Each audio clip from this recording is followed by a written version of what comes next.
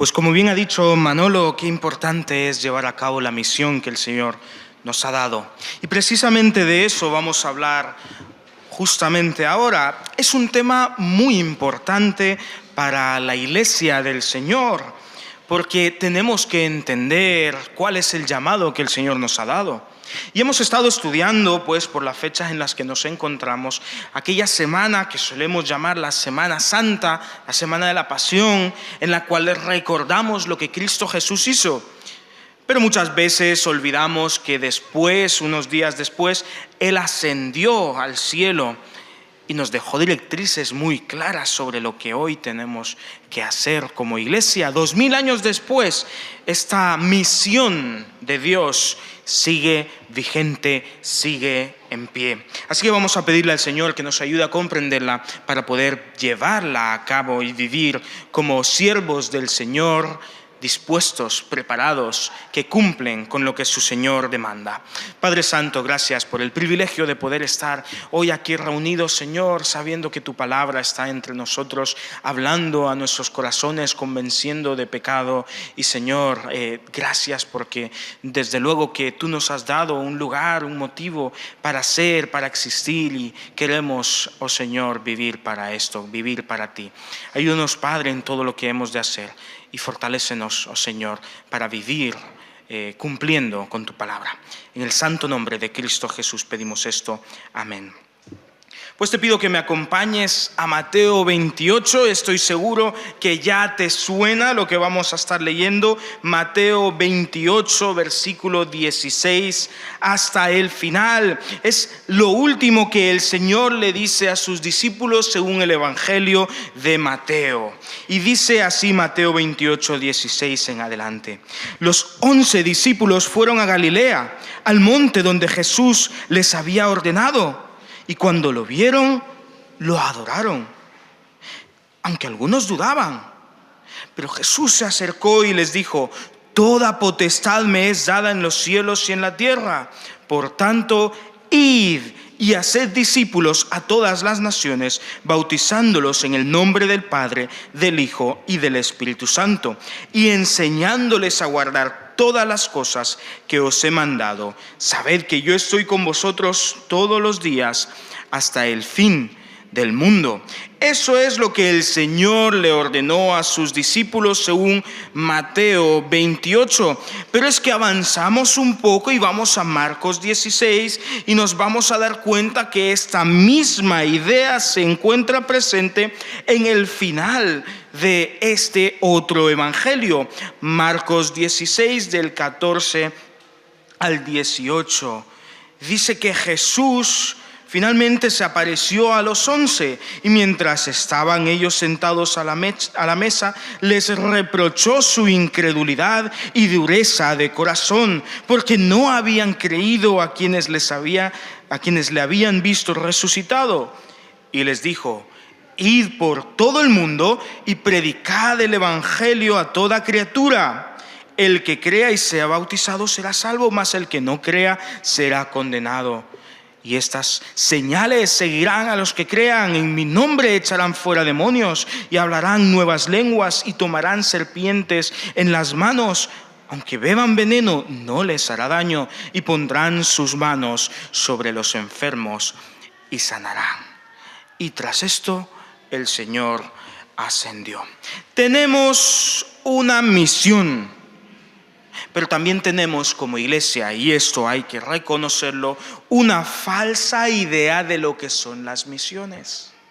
Muchas veces hemos orado por los misioneros, muchas veces hemos decidido hay que ofrendar para las misiones, e incluso los miércoles estamos destinando la ofrenda que esos días se recoge a misiones nacionales e internacionales. Pero hay que reconocer que muchas veces nos hacemos en nuestra cabeza una falsa idea de las misiones, alejada de lo que el Señor nos ha dicho en Mateo 28 y en Marcos 16, porque hay una sola misión: id, predicad, enseñad. Y las misiones se hacen en todos lugares, por todos sus hijos. Y no hay una sola manera de hacer la misión, sino que se tiene que hacer de manera individual, tú, yo, cada uno en el lugar en el que el Señor te ha colocado, pero también la debemos hacer de manera colectiva. Y aquí es donde solemos tener el problema. Muchas veces pensamos que lo que el Señor nos ha ordenado es labor de la iglesia solamente, olvidando que formamos parte de la iglesia. Tu labor, el motivo por el cual Dios te ha creado, como nos enseña Efesios 1, es para alabanza de su gloria. Y Dios te ha ordenado que ahí donde Él te pone, tú prediques el Evangelio. Estas son sus últimas directrices. Por supuesto, de manera colectiva, la iglesia también hacemos un esfuerzo por expandir el reino. En otras palabras, llevar a cabo las órdenes que el Señor nos ha demandado no es solamente un deber eclesiástico, es también un deber personal. Nuestro deber como iglesia empieza con nuestro deber como hijos de Dios. No son dos misiones diferentes, es una sola misión. Lo que tú estás haciendo en tu lugar de trabajo o de estudio, en tu hogar, nos compete a todos. Ayudarnos, animarnos, alentarnos para llevar a cabo aquello que el Señor nos ha ordenado.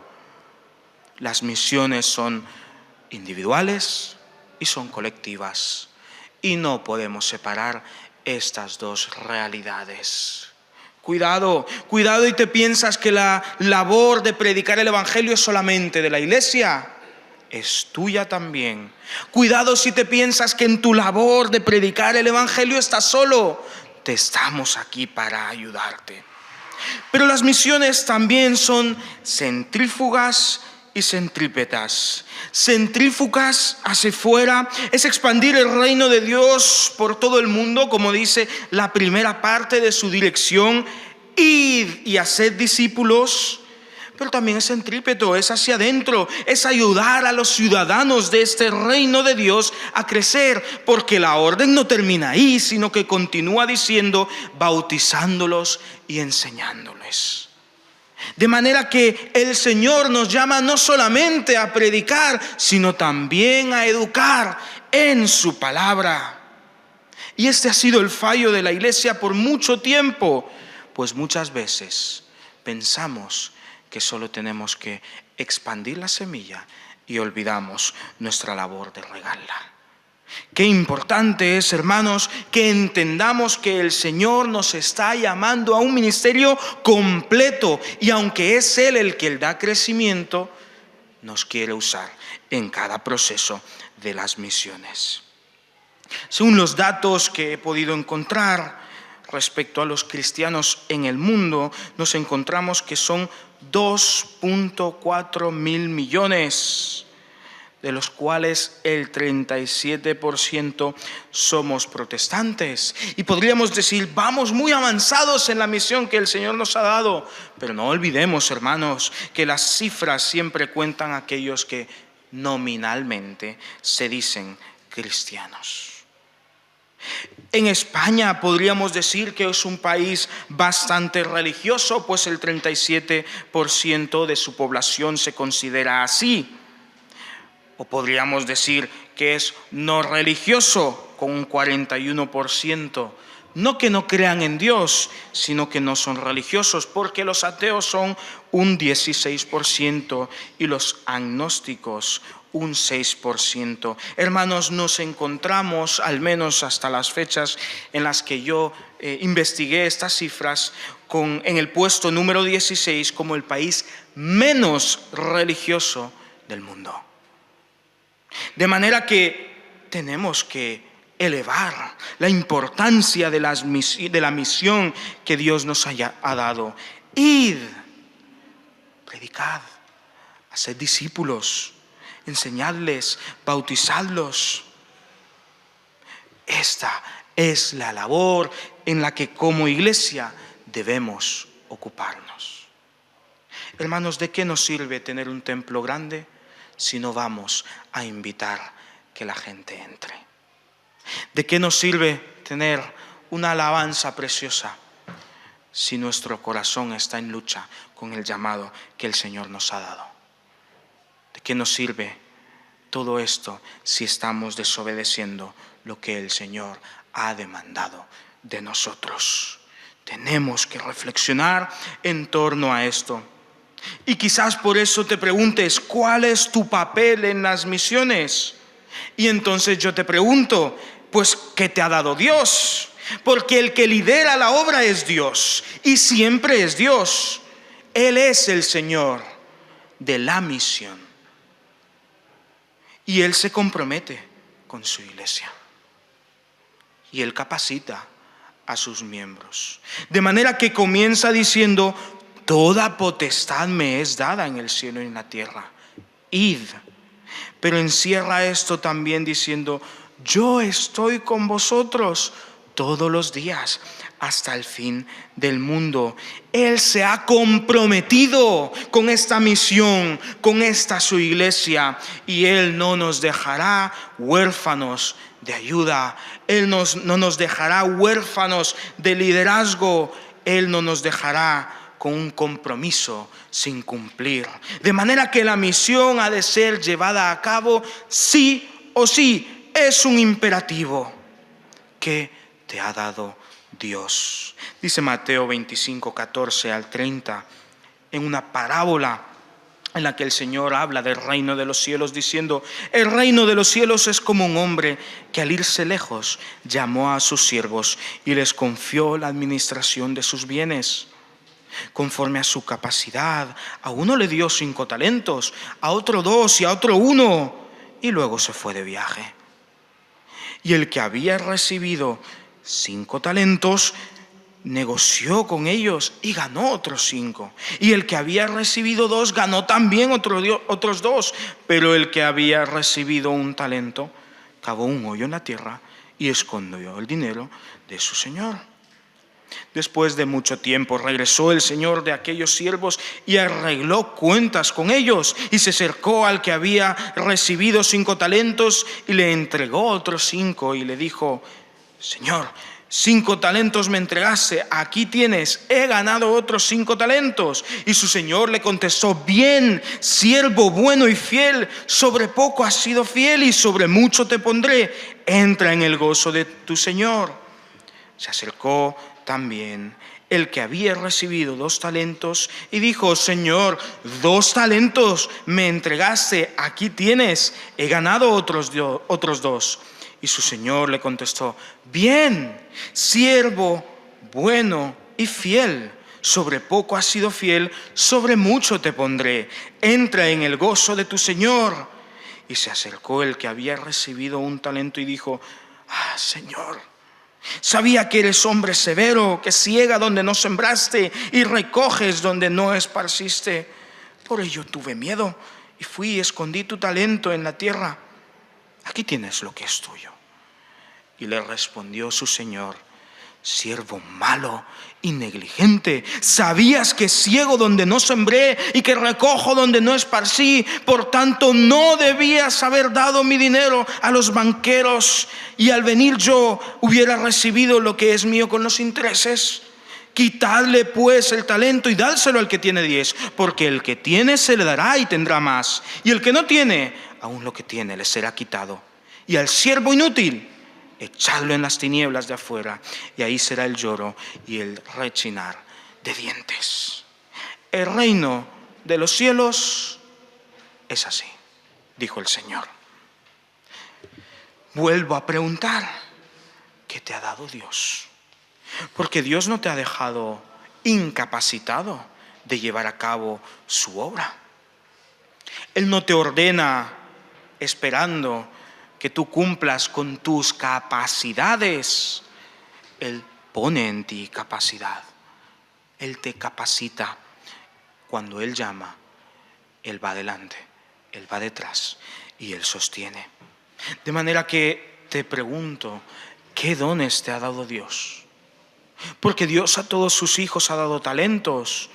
Para esto nos podríamos ir a Romanos 12, del 6 al 8, nos podríamos ir a 1 de Corintios 12, del 4 al 11 y el 28 también, en los que el Señor ya nos da una lista de dones necesarios para la edificación del reino, necesarios para la misión que nos ha dado, necesarios para ir,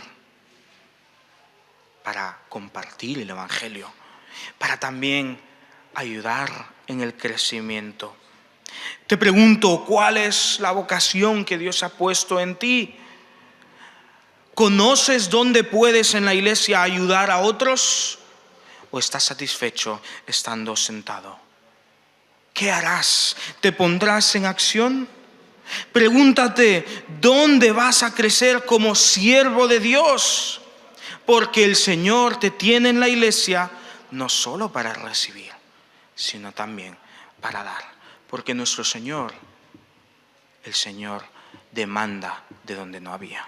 Así lo ha dicho en la parábola. Y nuestro Señor, aunque no deja de ser Dios de amor, también es Señor severo. Y hacemos bien en temerle. No olvidemos, hermanos, Dios no ve lo que hacemos, sino cómo y para quién lo hacemos. Nuestro servicio a Dios puede ser una ofrenda de olor fragante y aún así no ser vista por los demás. O puede ser observada por los demás, pero ser causa de repudio para el Señor. Qué importante es que revisemos nuestro corazón, porque el Señor te ha demandado obediencia y te ha demandado cumplir el ministerio. Que tu corazón esté dispuesto a hacerlo, que tu corazón se goce en esta labor que tu Señor te ha dado. Que aprendas que en el reino de los cielos no es como los reinos terrenales, sino que el que quiere hacerse grande entre nosotros será nuestro servidor, dice el Señor. Y el que quiera ser el primero entre nosotros se hará siervo. Así, de la misma manera que el Hijo del Hombre, Cristo Jesús, no vino para ser servido, sino para servir y para dar su vida en rescate de muchos. Esta es nuestra labor. Si nuestro Dios, si nuestro Señor, si el Rey del reino de los cielos es siervo, ¿qué se espera de nosotros? Sino servidumbre. Y ojo, en nuestro vocabulario hemos banalizado esta palabra, siervo. Desde que hacemos de Dios nuestro Señor y Salvador, nos convertimos en sus siervos, que literalmente significa un esclavo. Y un esclavo, además, hay que añadir, del más bajo rango. No somos y no vivimos para nosotros mismos, vivimos para el Señor, y Él demanda de nosotros obediencia. Y Él ha dicho que prediquemos, que compartamos su palabra y que nos movamos allá donde Él nos ha puesto. Por lo tanto, todos somos iguales ante el Señor. Y si todos somos iguales ante el Señor, todos hemos sido llamados a un mismo ministerio. ¿Cuál es, pues, entonces la importancia de las misiones para la iglesia? Bueno, si entendemos que Dios nos prepara y nos demanda de manera individual, pues también lo hace de manera colectiva. Y la misión de Dios para su iglesia es una orden directa. Está hablando directamente con sus discípulos, con su iglesia. Por tanto, contadle a aquellos que vayan. No, por tanto vosotros id. Y es un imperativo, no es una acción pasiva, es una acción que demanda acción. La iglesia fue creada con este propósito y la iglesia crece gracias a esto. ¿Tú quieres que la iglesia crezca? Pues tú obedece a tu Señor. ¿Tú quieres ver la bendición del Señor para con su iglesia? Pues no salgas de su voluntad. Y anima a los demás a hacer esto. Dice hechos sobre la iglesia de aquella primera generación que alababan a Dios y tenían el aprecio de todo el pueblo. Y cada día el Señor añadía a la iglesia quienes debían de ser salvos. Y yo me pregunto, ¿cuántos saben que aquí se congrega semanalmente, y no solo los domingos, sino prácticamente todos los días de la semana, una iglesia? Porque la iglesia en el principio gozaba del favor del pueblo, y nos tenemos que preguntar si nuestro pueblo siquiera nos conoce. Tenemos que llevar a cabo la misión del Señor. De manera que podemos incluso decir que la iglesia vive y es para llevar a cabo la misión, obedeciendo así en alabanza y adoración a Dios. Esto es lo que Dios demanda de ti, iglesia, lo que demanda de ti también de manera colectiva. Así que sabiendo y teniendo claro que el Señor nos ha ordenado a ir a ser discípulos a todas las naciones, bautizándolos en el nombre del Padre, del Hijo y del Espíritu Santo, enseñándoles que guarden todas las cosas que aquí se encuentran, pues, ¿ahora qué? ¿Qué debemos hacer? Ahora que sabemos a dónde tenemos que apuntar, ¿cómo lo haremos?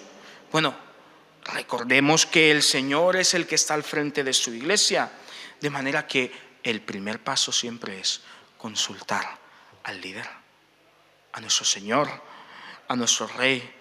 Hermanos, tenemos que estar orando constantemente y pidiéndole al Señor que nos dirija, que nos mueva, que te diga dónde quiere que tú estés, dónde quiere que tú trabajes, porque te está llamando a trabajar, porque te está llamando a evangelizar, porque te está llamando a enseñar. Hermano, involúcrate en la obra del Señor.